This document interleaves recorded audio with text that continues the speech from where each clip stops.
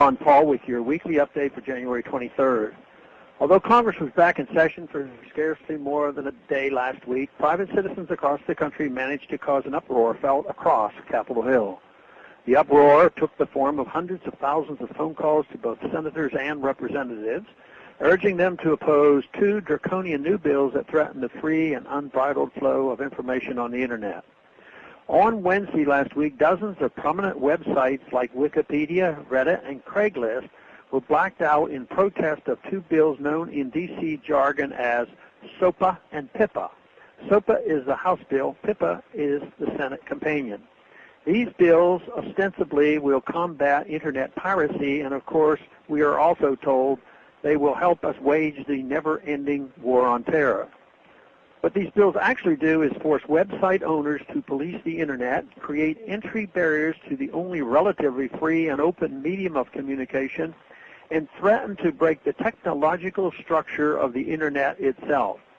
They also violate the First Amendment's right to freedom of speech and our Fourth Amendment freedom from unreasonable searches and seizures.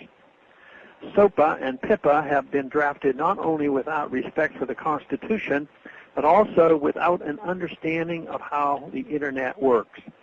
These bills attack the very system upon which the entire orderly organization of the web depends.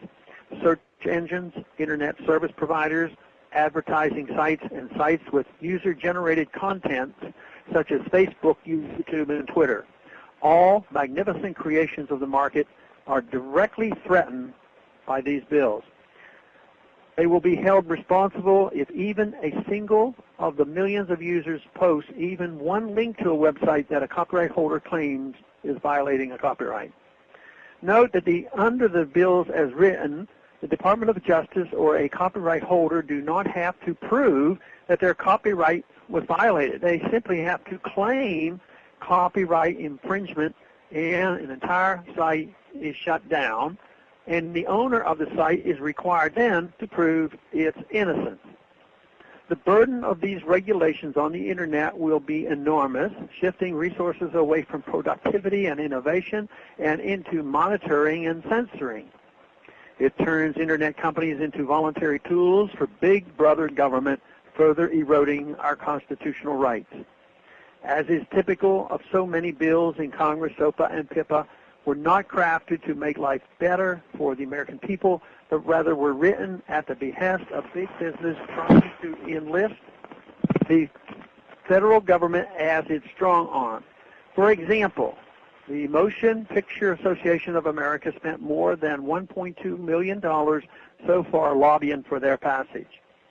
But the Internet community is fighting back effectively, not just with websites that went black, but with millions of users who express their solidarity. Congressional supporters of both bills have been jumping ship in response to the outrage. The House Judiciary Committee canceled the SOPA hearing that they were planning to hold last Wednesday.